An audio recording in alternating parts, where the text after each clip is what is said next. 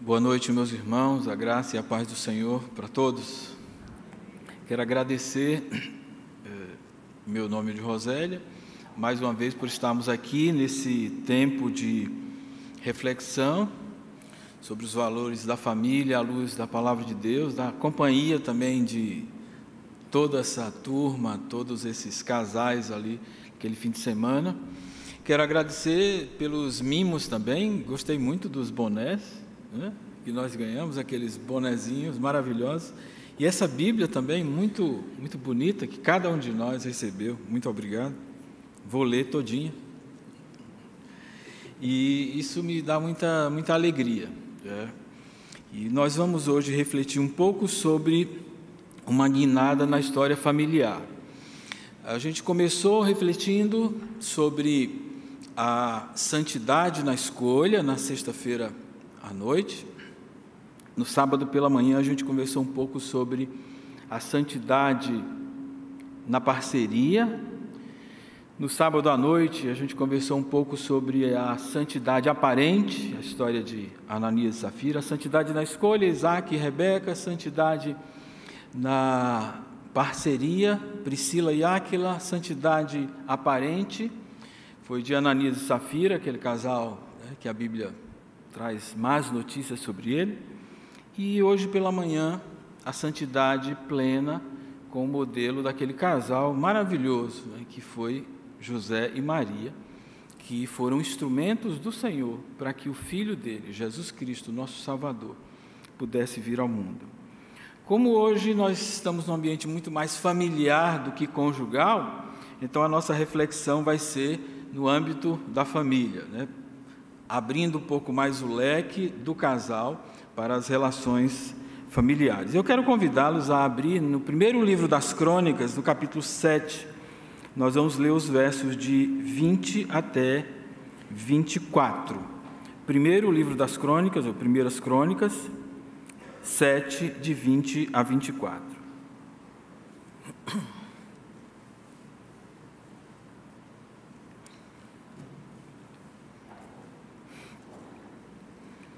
E diz assim a palavra do Senhor: o filho de Efraim foi Sutela, de quem foi filho Berede, de quem foi filho Taate, de quem foi filho Eleada, de quem foi filho Taate, de quem foi filho Zabade, de quem foi filho Sutela, e ainda Ezer e Eleade, mortos pelos homens de Gate, naturais da terra, pois eles foram roubar o gado desses. Efraim, seu pai, chorou muito por eles, muitos dias. E os irmãos dele, os irmãos de Efraim, foram consolá-lo.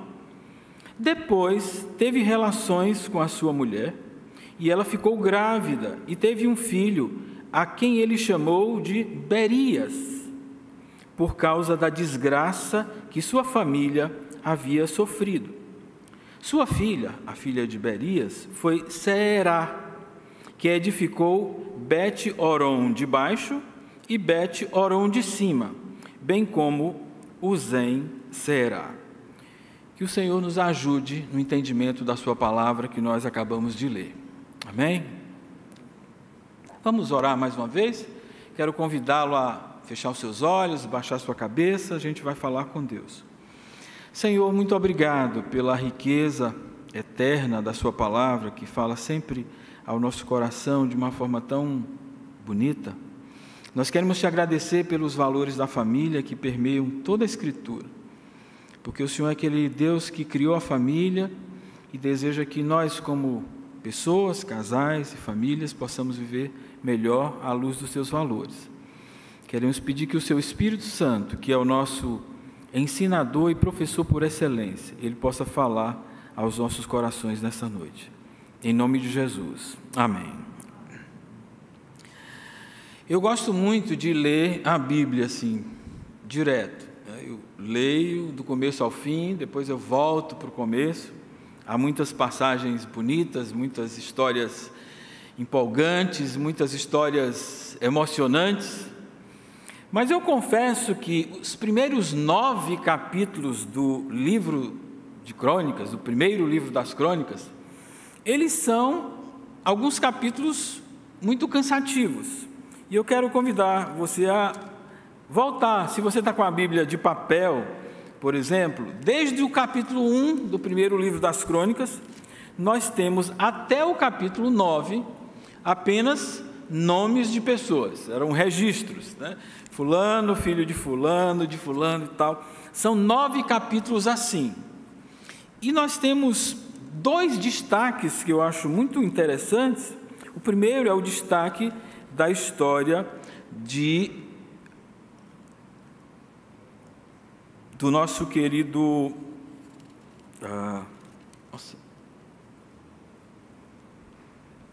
Vamos lá.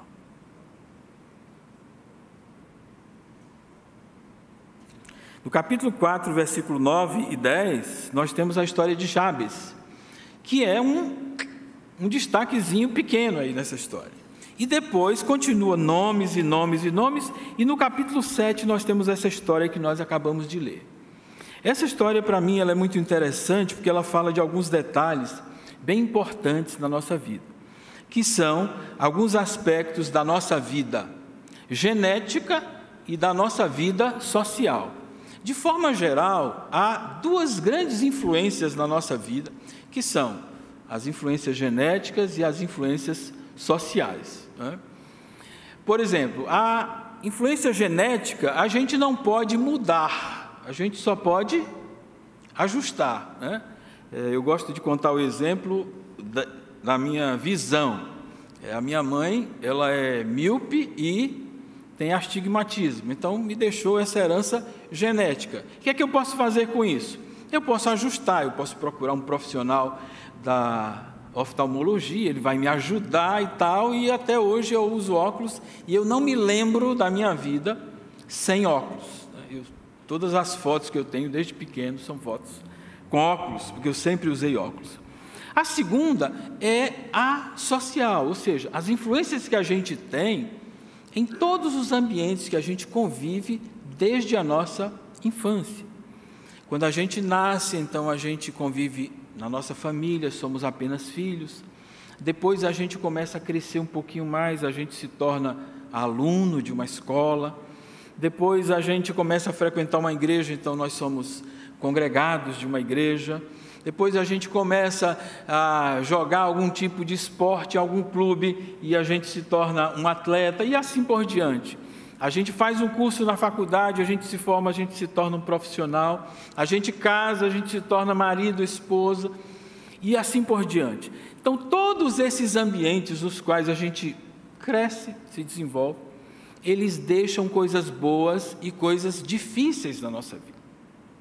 E as coisas boas a gente deve repetir, e as coisas difíceis a gente deve filtrar.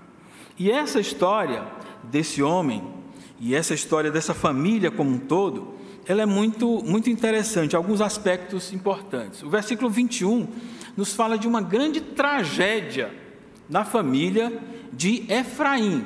Efraim era um daqueles 12 das tribos de Israel, e o verso 21 nos diz o seguinte, que de quem foi filho Zabade, Sutela, e ela começa a falar sobre Ezer e Eleade, que foram mortos pelos homens de Gate, naturais da terra, pois eles foram roubar o gado deles.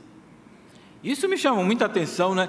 2 filhos de Efraim foram fazer o que não deveriam fazer, que foi roubar o gado do vizinho, e quando eles foram roubar o gado do vizinho, o vizinho não gostou daquela atitude e tirou a vida dos 2. Aquele homem ficou muito triste, foi uma tragédia na família dele. E quantas vezes, meus irmãos, a gente também enfrenta tragédias nas nossas famílias? Quem de nós aqui já não teve doenças graves e morte na família?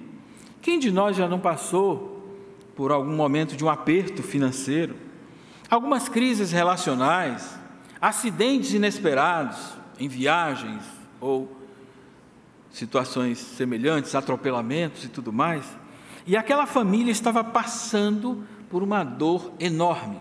o pai perde no mesmo dia 2 filhos por um motivo que ele não gostaria que fosse o motivo verdadeiro, que foi o filho deles ir roubar o bem do vizinho e serem assassinados, serem mortos. E aquilo provocou uma tristeza muito grande. Diz o verso 22 que Efraim passou a lamentar. Ele chorou, ele começou a chorar. Efraim chorou muito por eles e os parentes vieram consolá-lo. Sem dúvida alguma, quando a gente perde um parente, quando a gente perde um filho, quando a gente perde alguém muito próximo, que a gente tem afeto, que a gente tem relações fortes, alguma dor grande se abate sobre nós. E como é importante quando o consolo chega na hora do lamento, quando o consolo chega na hora da dor, na hora do sofrimento. E quando eu penso nessa relação pai-filho, mãe-filho, eu lembro de uma situação que eu vivenciei há algum tempo atrás. Uma amiga nossa, amiga muito chegada, ela tinha um irmão no presídio, ali na cidade de Caruaru.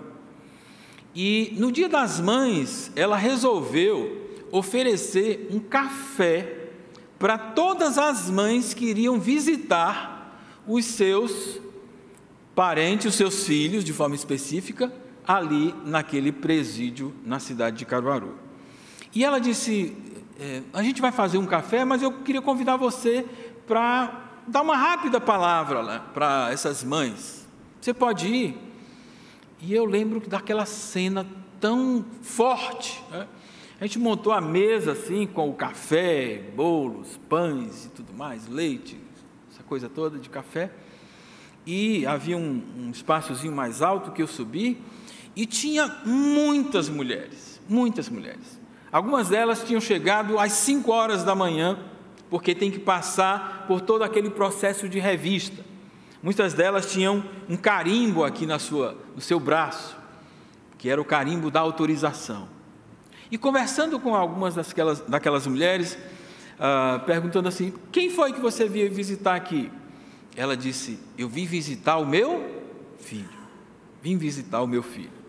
Para a justiça, para as leis, aquela pessoa que está presa ali pode ter vários adjetivos. Chamam de marginal, é um bandido, é isso, aquilo. Mas para aquela mulher, quem estava dentro daquele espaço era o seu filho. E quando Efraim perde os seus 2 filhos, ele cai no choro, no lamento. Quem morreu para Efraim não foi um ser humano, um bandido, um marginal que foi roubar o gado do vizinho. Quem morreu para Efraim foi o seu filho. Os seus 2 filhos, homens, no mesmo dia. E aquilo gerou um sofrimento muito, muito grande por parte daquele homem. Ele ficou muito, muito triste com aquilo que aconteceu. Mas diz também o versículo 22 que os seus parentes vieram consolá-lo. E depois de um tempo, diz o verso 23, depois que passou o sofrimento, o lamento, a dor, o choro, ele teve relações com a sua mulher, ela ficou grávida e teve um filho, a quem chamou de Berias. E a palavra Berias, no hebraico, quer dizer desgraça.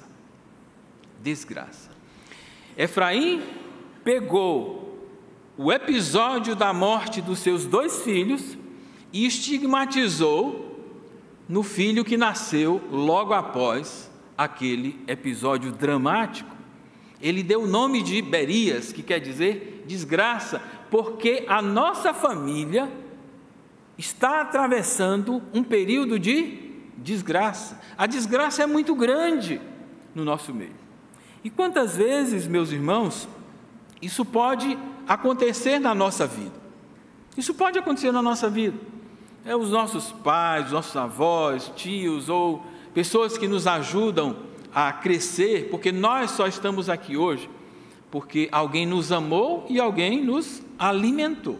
Por isso nós estamos aqui, vivos nesses dias. Mas aquele pai estava muito sofrido. Era uma dor tão grande que ele não conseguiu segurar dentro dele. Ele teve que concretizar, mas de uma forma talvez equivocada. Como muitas vezes os nossos pais ou os nossos educadores tentam nos ajudar, mas de forma equivocada, né? A gente, por exemplo, está aprendendo a ler, aprendendo a fazer contas e tal, na infância e tudo mais, e quando os nossos pais estão nos ensinando e que a gente não consegue desenrolar muito bem, aprender, e talvez alguns aqui já tenham ouvido na sua infância, quando estava no processo de educação, mas você é muito burro, como é que você não sabe essa conta? Como é que você não sabe juntar essas duas letras ou formar essa palavra? Você não vai ser nada na vida. Como é que você quer ser alguém, estudar, se formar, se você não consegue aprender? Então, muitas vezes, de forma inconsciente, mas muito forte, nós recebemos essas cargas das nossas famílias. Você é um Berias, você é um desgraçado, foi a carga que aquele homem recebeu do seu pai, por causa de um episódio marcante, forte, na vida sua e na vida da sua família. Entretanto, meus irmãos, eu gosto de pensar na ideia de que o nosso Deus é um Deus de segunda, sempre um Deus de segunda chance, terceira chance, quarta chance, quinta chance. E eu gosto de olhar para a mulher samaritana e pensar assim: essa teve até a sexta chance. 5 maridos já tivesse, o que você tem agora não é seu, e vamos lá, vamos mudar essa vida. Você não pode continuar com essa carga que você recebeu. Esse negócio de casamento não dá certo, eu já tentei 5 vezes e não consigo, então eu vou agora fazer do jeito que tem que ser feito, vou fazer o que eu tiver desejo de fazer, recebendo sempre esse estigma. E esse homem recebe esse nome, Berias, desgraçado. Só que Berias teve uma filha. Vamos acompanhar. Sua filha foi Seerá, que edificou Bet-Horon de baixo, Bet-Horon de cima, bem como Uzem Seerá. Esses 2 versos aqui, eles me dão assim uma alegria, uma esperança. Um desafio que eu quero trazer agora nessa noite, mais para as famílias mesmo, como um todo. Aquela mulher não se curvou ao estigma que o seu pai havia recebido dentro da sua família. Ela mudou completamente a sua história.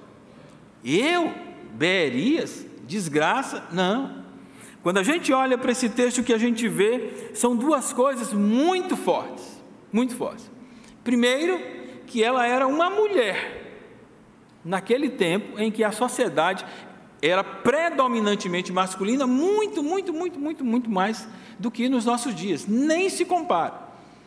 Mas ela, filha da desgraça, Será era filha de Berias, Será era filha da desgraça, mas não se contentou com o estigma histórico, familiar e social que ela recebeu. O texto não diz como foi que ela conseguiu isso, mas eu imagino as estratégias divinas, maravilhosas, que ela deve ter utilizado.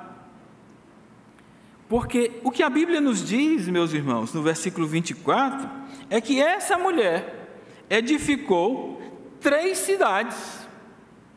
Essa mulher edificou 3 cidades, mudando assim completamente todo o cenário de um nome do seu pai, de um episódio na sua família que poderia levar lá é assim mesmo, né? A minha família, coitada, a minha família, olha, eu tenho 2 irmãos que eles eram, 2 tios no caso, né? Eles eram ladrões, foram roubar o gado do vizinho, foram mortos. Meu avô colocou o nome do meu pai, desgraça, por causa daquilo. Olha, realmente a minha família é muito difícil, só tem problema, eu nunca vou sair dessa situação, eu nunca vou conseguir mudar essa situação, é assim mesmo. Alguns chamam assim de forma bem humorada a síndrome da Gabriela, né? Eu nasci assim, eu cresci assim, eu sou sempre assim e vou ser sempre assim. Mas a palavra do Senhor está sempre nos convidando a essa revolução familiar, essa mudança familiar, essa transformação, que a gente não tem que necessariamente se curvar, deixar que isso aconteça com a nossa vida. E eu quero caminhar para a nossa conclusão nessa noite, trazendo um desafio para cada um de nós que estamos aqui. Pode ser que um desafio menor para alguns e um desafio maior para outros. Não sei se você ouviu alguma vez do seu pai, da sua mãe, da sua avó, de algum educador, alguém que te cuidou, alguém que te amava, mas que de uma certa forma chamou você de incompetente, chamou você de burro, bateu em você e etc., né? Coisas assim, para que você pudesse aprender. E você diz, olha, realmente, né? Quem teve o pai e a mãe que eu tive, como é que pode ser diferente? Claro, eu sou destinado a essa fraqueza, a ser essa pessoa desgraçada, ser um Berias. E a palavra do Senhor sempre está nos convidando, e como a gente conversou um pouco sobre a esperança no nosso retiro de casais, né? A esperança. Algumas coisas não são boas, mas todas as coisas cooperam para o bem daqueles que amam a Deus, diz o apóstolo Paulo na palavra do Senhor. Todas as coisas cooperam para o bem daqueles que amam a Deus. Muitas vezes até uma desgraça, muitas vezes até uma situação difícil, muitas vezes uma morte, muitas vezes uma situação que é aparentemente caótica. Nossa família agora tem essa marca, tem esse estigma, tem esse caminho. E o Senhor está sempre nos convidando a pensar que com Ele os nossos caminhos podem ser muito melhores, podem ser diferentes. Berias, desgraça. Será uma mulher que edificou 3 cidades, num momento, numa época, num tempo, que certamente não era muito simples uma mulher se levantar para edificar uma cidade. E eu quero convidar você a edificar uma vida nova, uma cidade nova. Quem sabe a sua vida pode ser uma cidade nova. Aquela pergunta clássica que a gente também conversou no nosso retiro, né? Como é que eu vejo a minha vida daqui a 5 anos? Eu quero estar exatamente como eu estou agora? Ou eu quero ter lido uma porção de livros? Eu quero ter feito um curso novo? Eu quero me organizar para fazer uma viagem? Eu quero cuidar um pouco mais da minha saúde física, emocional, espiritual? Colocar essas coisas, né? Para edificar uma cidade, essa mulher teve muito trabalho físico, mas o primeiro trabalho que ela teve que realizar foi aqui, mudar o estigma que a sua família tinha colocado sobre o seu pai, que ela disse, não, aqui eu corto esse cordão, a desgraça fica para trás, agora nós vamos para frente. E eu quero convidá-lo a orar, convidá-lo e convidá-la a orar. Vamos ficar de pé? Convidá-lo a baixar sua cabeça, fechar os seus olhos, nós vamos falar com Deus.